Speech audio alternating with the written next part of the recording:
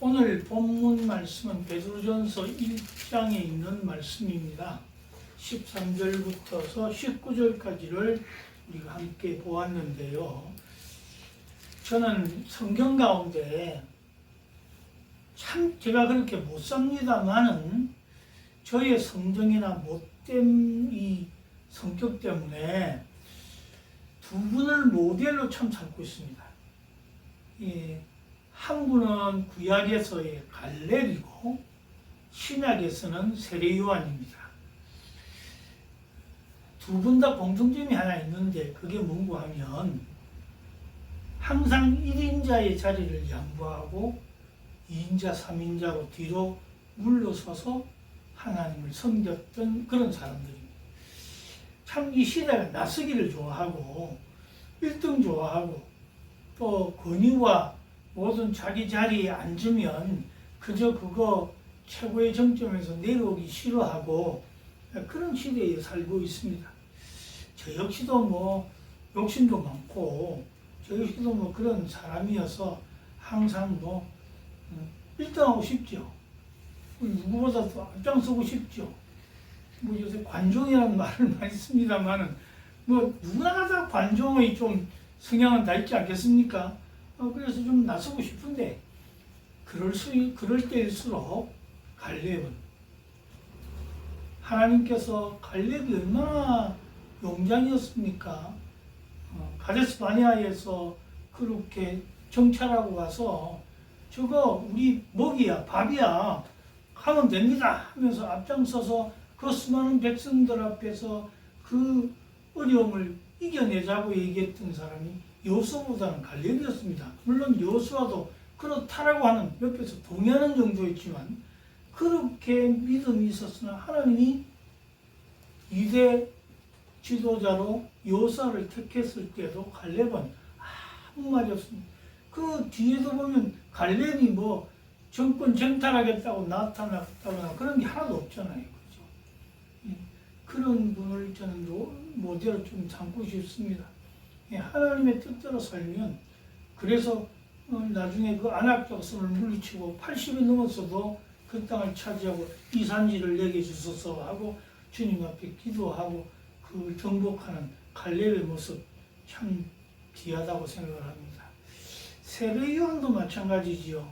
세례 요한도 그 당시에 세례 요한은 정통적인 제사장 집안에서 아주 어떻게 보면 헤롯이 벌벌 떨 정도로 대단한 사람이었지만은 바리새인들과 사두개인 대제사장들을 향해서 독사의 자식들아라고까지 말하면서 그렇게 강하게 선교할 수 있었던 사람이었으나 그는 세상에서 예수님을 향하여서 그는 흥하여야 되겠고 나는 쇠하여야 되겠다 그렇게 말씀하셨습니다. 우리는 그렇지 않고 그는 깎아내려야 되겠고 나는 흥하여야 되겠다. 이게 우리들의 모습이잖아요. 그런데 세례 요한은 그렇지 않았어요. 하나님의 뜻이면 뒤로 물러나서 잠잠히 있을 수 있어요. 그의 제자들을 예수님의 제자로 보내서 예수님을 섬기도록 하는 그런 아름다운 모습을 보면서 참 두 분이 제 인생에 좀 모델이 되어서 정말 하나님만 잘 섬기고 살면 좋겠다 그런 생각을 합니다. 그래서 롤 모델로 삼고 있습니다만 또 한 분 제 성격하고도 비슷하다고도 생각되는데 이 덤벙대고 말이죠. 뭐. 다른 사람은 다 예수님을 버릴지언정 나는 뭐 주님 쫓아가겠습니다. 죽어도 가겠습니다. 그러다가 예수님 잡히시는 날 밤 세 번이나 부인했다가 또 나가서 울고 통곡하고 주님 잘못했습니다 했다가 또 예수님 십자가에 못 박히는 거 보면서 나는 물고기나 잡으러 갈란다 그러고서 멀리 갈릴리로 떠나버렸으나 주님을 다시 만난 후에 사도행전 2장에서 성령의 은사를 입고 그가 죽을 때는 이건 전설입니다만은 예수님은 바른 십자가에 매달려서 나는 그렇게 못하겠다. 예수님처럼 어떻게 내가 그렇게 죽을 수 있냐. 나는 거꾸로 매달려 죽겠다. 그렇게 할 정도의 이 대단한 과격하면서도요. 덤벙대면서도 신앙의 그 선이 굵었던 사람 베드로입니다. 오늘 그 베드로를 보면서 베드로가 이 베드로 전후서 2장을 썼지 않습니까? 그런데 이 두 성경에서 천천히 읽어보면 그분의 모든 행적을 통해서 나타난 경험적인 신앙이요 면면이 나타나 있습니다. 그가 막 덤벙대고 그랬으나 결국 내가 믿는 것이 아니고 하나님이 나를 붙잡아 주시고 예수 그리스도의 십자가 사건으로 성령께서 나를 뒤집어 놓지 않으면 내가 아무리 힘쓰고 애쓰고 믿는다고 해봐도 그 믿음이 믿음 같지 않는 시답잖은 믿음이고 결국 믿는다는 그 자체가 하나님께서 나와 함께 하시고 나를 하나님이 변화시켜 주셔야 성령으로 변화시켜 주셔야 내가 진정한 믿음을 가질 수 있다. 이것이 베드로의 신앙 고백처럼 이 베드로 전후서에 이렇게 기록되어 있습니다. 그래서 저는 베드로 전후서를 읽으면서 내가 그렇다 어떤 때는 막 하나님 축복 다 해주시는 것 생각해서 하나님 살아계십니다 하고 신나고 막 이러다가 또 어떤 때는 기운이 쭉 빠져가지고 실패자의 모습으로 갈릴리로 쫙 묶고나 잡으러 도망가고 그런 모습이 바로 내 모습이고 혹시 여러분의 모습이 아닌지 모르겠습니다. 그래서 오늘 베드로의 이런 삶을 머릿속에 그리면서 오늘 본문을 보시면 좀 더 본문이 이해가 잘 되시리라고 생각을 합니다. 13절 봅니다. 그러므로 너희 마음의 허리를 동이고 여기 너희 마음의 허리를 동인다. 마음의 허리를 동인다 하는 이 말은요. 히브리적인 은유의 표현입니다. 은유적 묘사를 하고 있는데 일을 하기 전에 준비 자세나 또 결단의 결의를 뜻하는 그런 말로 허리를 동인다는 말을 잘 사용하고 있거든요. 우리도 그렇잖아요. 허리띠 단단히 졸라매 그리고 한번 힘내보자. 뭐 그럴 때 어떤 일을 시작하기 전에 준비하고 또 결단하는 그런 모습이 보이지 않습니까? 그거와 마찬가지로 오늘 이 베드로는 자기가 많이 실패했으니까 바지가 많이 흘러내렸거든. 얼마나 실패를 많이 했습니까? 그러니까 허리를 단단히 동이고부터 시작을 합니다. 그러면서 자기 고백을 하는 거예요. 너희는 그랬지만 사실 나도 그렇다라는 고백입니다.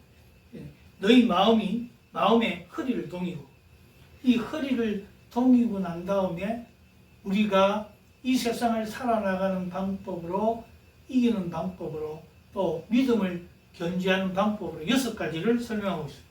첫 번째로는 근신한다. 근신한다는 말은 여러분 잘 알지요? 졸지 말고 정신을 바짝 차려라는 거예요. 너 좀 근신해 이 말은 정신 차려라 이 말인 것 같습니다. 그죠? 너 왜 이 땅으로 사니? 근신해 그 말은 정신 차려 그 말이에요. 그러면 이걸 기독교적으로 조금 바꿔 말하면 뭐예요? 너 회개하고 돌이켜 하나님을 좀 잘 믿어라 그런 말이겠죠. 그러니까 근신하라는 말은 정신 차리는 거예요. 우리가 정신이 딴 데 가시면 안 돼요. 정신 차리는 3가지 여기 근신한다는 말이 나머지 6가지를 다 대표하는 말이라고 봐도 과언이 아니겠습니다만은 여기 정신 차리고 근신하라는 말에는 영육간에 깨어있으란 말이에요. 영육간에 깨어있으라. 영도 육도 깨어있어야 돼요. 우리가 잠을 자지 말라는 말이 아니라 우리가 영과 육이 항상 눈을 뜨고 귀를 열어서 어디를 향해? 하나님을 향하여 깨어있어야 된다. 하나님의 음성을 들으려고 하고 하나님께서 하시는 모든 지시사항들을 지키려고 하고 애쓰고 힘쓰는 아름다운 모습이 있어서 정신 바짝 차리라 그런 말이에요. 또 그 삶에는 거룩하게 살아라는 것이 포함되어 있습니다. 거룩하게 살아라. 그래서 이 정신 차려 근신하라는 말은 영육간에 깨어있으라는 말이고 또 두 번째로는 거룩하게 살 것을 우리에게 요구하고 있는 것입니다.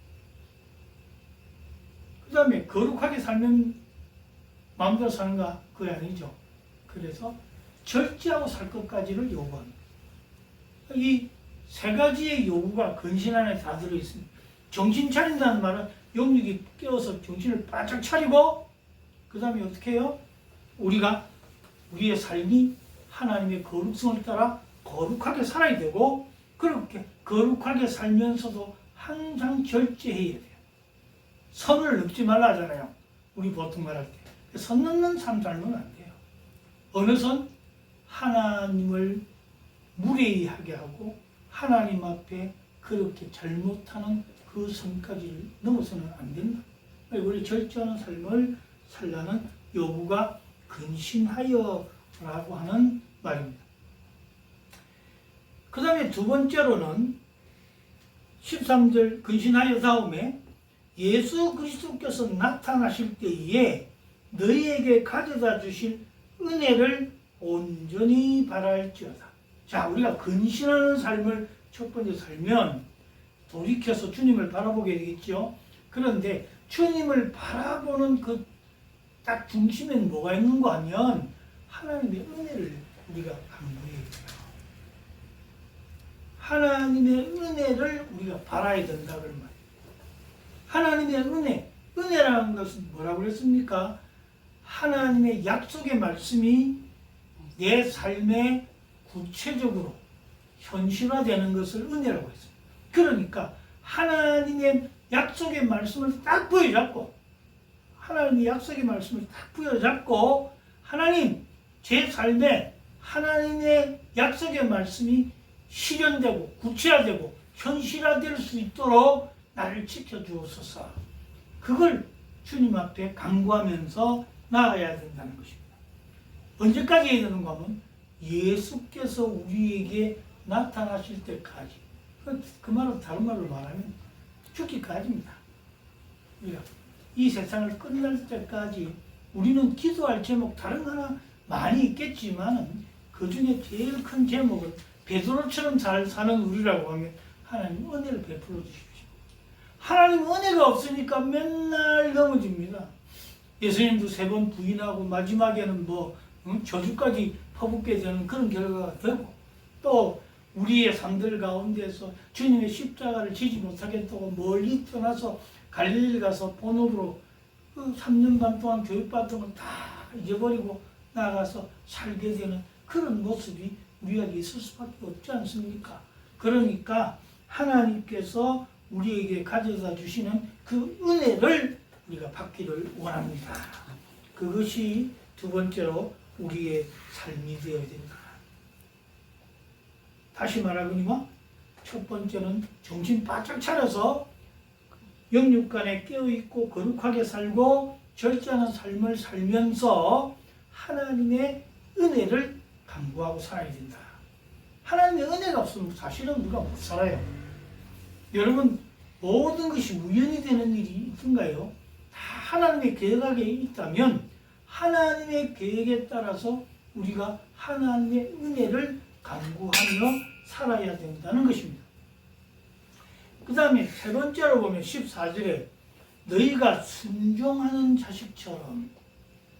자, 자식 가운데서도요 순종하는 자식이 이쁘잖아요. 그와 마찬가지로 우리가 하나님께 순종하는 것입니다. 그리스도인은요 믿음을 통해서 복음을 받아들이고 순종하는 자들입니다.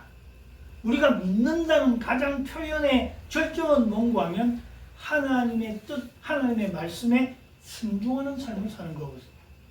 그러니까 그리스도인은 믿음을 통해서 하나님의 말씀에 순종하는 마음을 보이고 또한 나아가서 하나님의 상속자인 자녀가 되어서 아버지께 순종하며 그 성품을 배워나가는 사람이 그리스도인인 것이에요. 그러니까 세 번째로 우리는 순종하는 자식이 되자. 하나님 앞에 순종하는 자가 되야 돼. 하나님의 말씀이 떨어지면 나중에 꼴까닥 넘어갈 것 같아. 하고 순종하십시오. 지금 얼마나 힘듭니까? 그죠? 아이고 나 힘들어서 못하겠어요.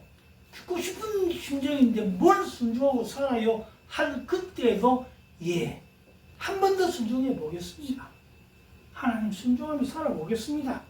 그게 있을 때에 하나님께서 우리에게 복 주실 줄 믿습니다.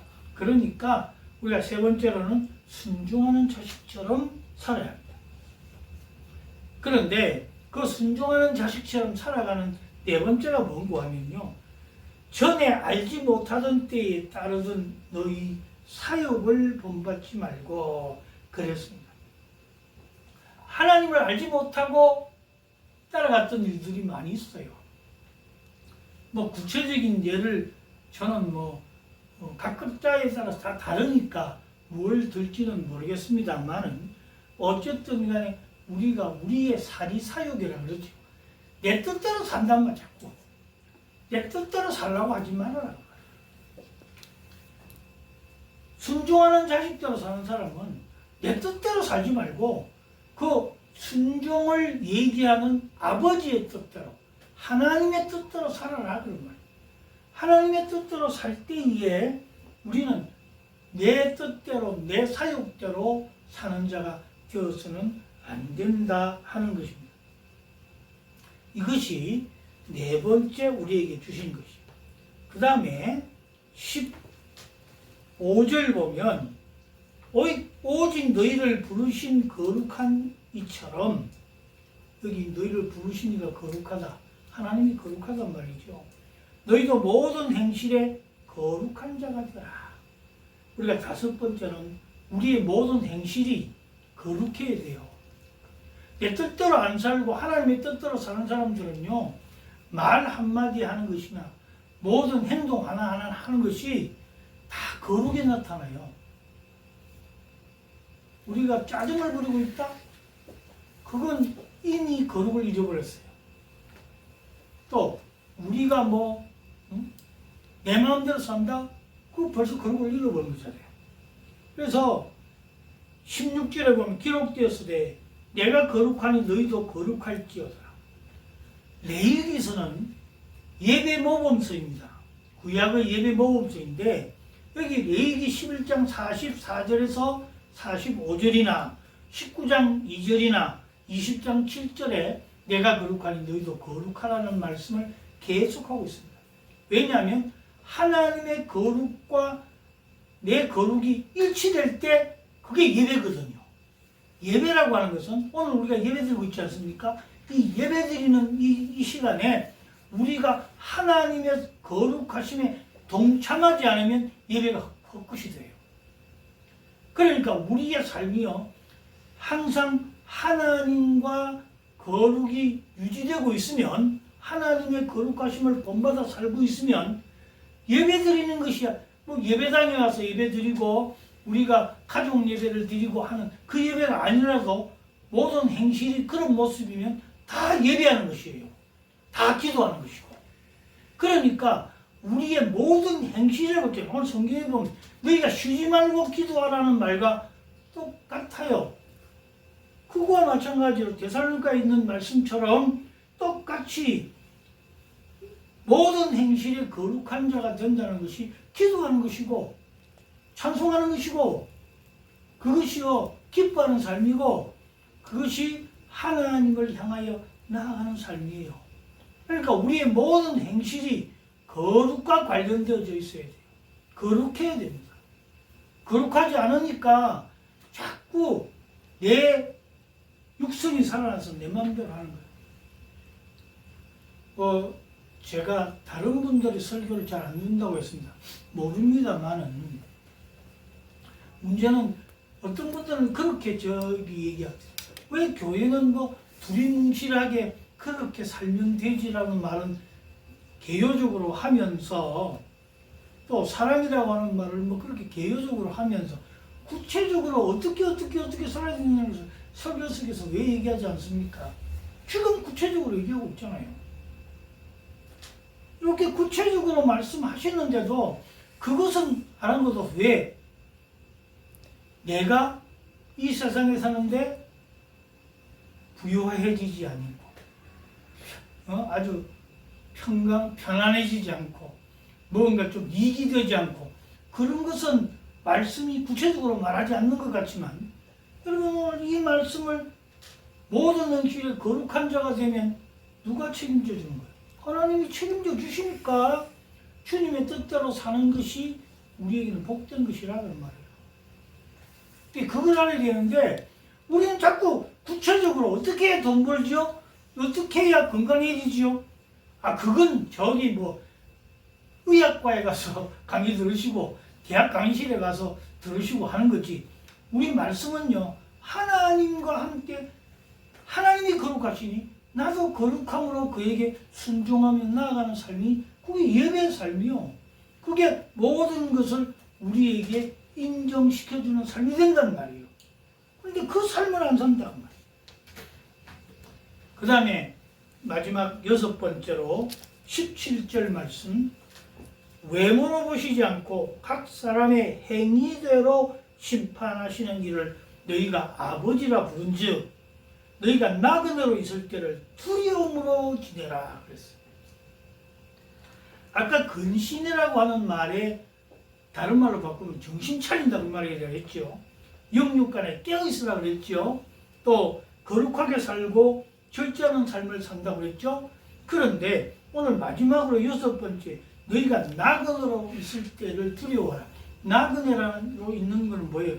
우리의 본향은 어디입니까? 하늘나라니까 하늘나라 내 집에서 지금 이 지구상 서울 한 귀퉁이에 우리가 나그네로 파송받아 와 있어요. 그런데 나그네로 사는 동안에 두려움으로 지내라는 거예요. 여기 두려움으로 지낸다는 말은 벌벌 떨면서 지내라는 말이 아니에요. 항상 어떤 일을 할 때든지 우리의 마음이 항상 조바심을 가지고 조심조심 살아라 그런 말이에요. 하나님의 말씀을 내가 어긴 것은 없는가? 내가 지금 말하는 이 한마디가 하나님의 뜻에 맞는 말을 하고 있는 것인가? 또 내가 하는 행동 이거 하나가 주님 보시기에 기쁘시게 하는 삶을 살고 있는가? 그거 하나하나를 생각하며 살아라는 말이에요. 우리는 율법을 지키지 않고 복음을 지키고 사는 사람이다. 그렇게 얘기합니다. 맞아요. 그런데 여러분 복음도 하나님의 복음이 우리에게 말씀을 지킴이 없는데 무슨 그 복음이 복음됩니까? 그러니까 그 복음을 우리가 바라보면서 나그네로 있을 때는 두려움으로 지내라. 조심조심 지내라. 함부로 허투루 내 마음대로 행동하며 살지 말아라. 여러분 이 6가지를 우리가 봤습니다. 이게 가만 보니까 여러분 아까 내가 서두에 베드로의 삶과 비교해보면 어때요? 베드로가 이렇게 살았거든. 사실 베드로가 이렇게 살았을 뿐만 아니라 여러분은 모르겠어요. 저는 그렇게 사는 것 같아요. 베드로 이상으로 그렇게 살았어. 그렇게 살다 보니까 허투루 살지 않도록 거룩하게 살도록 자꾸 이 베드로가 그렇게 얘기를 합니다. 베드로는 나중에 보면요, 성령을 받고 그의 인생이 변했음에도 그가 유대인들과 이방인들과 식사하는 문제 때문에 바울에게 지적받잖아요. 그렇게 지적받을 정도가 되었음에도 불구하고 그는 여전히 하나님의 말씀에 지금 입각해서 말하고 있는 것입니다. 그 실수라면 인정한다고 말해요. 그런데 오늘 결론은 여러분 잘 보셔야 돼요. 오늘 18절과 19절이 베드로의 고백의 결론입니다. 너희가 알거니와 너희 조상이 물려준 헛된 행실에서 대속함을 받은 것을. 조상들이 물려준 이 아주 못된 습성 있잖아요. 그죠? 이 잘난 척하고 나서기 좋아하고 내 마음대로 살고 내 똑똑한 대로 살고 그렇게 했던 거기에서 대속함을 받아 용서함을 받을 수 있었던 것은 은이나 금같이 없어질 것으로 된 것이 아니요. 은이나 금이 없어진다고요? 그런데 거기 우리 성경의 추석에 보면 뭐라고 하는 없어질 것을 썩어질 것으로 그렇게 표현하고 있어요. 그 말은 다시 바꿔 말하면 은이나 금이 썩어야 안 썩어요? 안 썩습니다. 그래서 은금이 비싸잖아요. 요즘 금값 대단하죠. 이렇게 비싼데 그 비싼 은이나 금이 썩어질 정도로 다 없어진다 할지라도 안 없어지고 온전히 있는 것이 있는데 그것이 뭔가 하면 오직 흠없고 점없는 어린 양 같은 그리스도의 보배로운 피, 그것으로 된 것이다. 그러니까 그리스도의 대속의 피는요, 세상의 모든 것이 다 헛되게 없어지더라도 그리스도의 구속의 피는 안 없어진다는 거예요. 그래서 그 헛된 행실에서 아까 6가지를 반대로 말하면 헛된 행실이겠죠. 그 헛된 행실을 우리가 지었을지라도 용서함을 받을 수 있고 돌이킬 수 있는, 그리고 우리를 새 사람으로 만들어줄 수 있는 가장 근본은 바로 그리스도의 보혈의 피라는 사실이고 예수 그리스도의 십자가의 사건이라는 것이고, 그 예수 그리스도를 나의 구주로 받아들일 때, 그리고 온전하게 마음으로 고백해 나아갈 때 우리에게는 온전한 믿음이 있으며 하늘나라의 백성으로서의 승리가 있는 것입니다. 십자가는 결국 부활로 승리하게 되어 있고 승천으로 완전하게 되어 있는 것입니다. 오늘 이 말씀을 생각하시면서 헌신하고 하나님의 은혜를 바라고 순종하는 자식처럼 살며 사육을 따르지 않고 모든 행실에 거룩한 자가 되고 나그네로 사는 이 땅 위에서 두려움으로 지내는 자녀가 되는 길은 오직 예수 그리스도를 붙잡는 길입니다. 예수 그리스도의 십자가를 붙잡는 길이고 그의 보혈로 인하여 우리가 승리하는 길임을 잊지 마시고 온전히 하나님께 맡겨서, 하나님, 나는 자꾸 할 수 없습니다. 베드로의 실수와 실패처럼 나도 그럴 수밖에 없습니다. 그러나 하나님이 하시면 됩니다. 하나님 저를 변화시켜 주시고 나의 상한 심령을 주님이 고쳐주시고 하나님 저산지를 내게 허락하여 주시옵소서. 이런 기도로 승리하시는 우리 모두가 되시기를 주의 이름으로 간절히 축복합니다.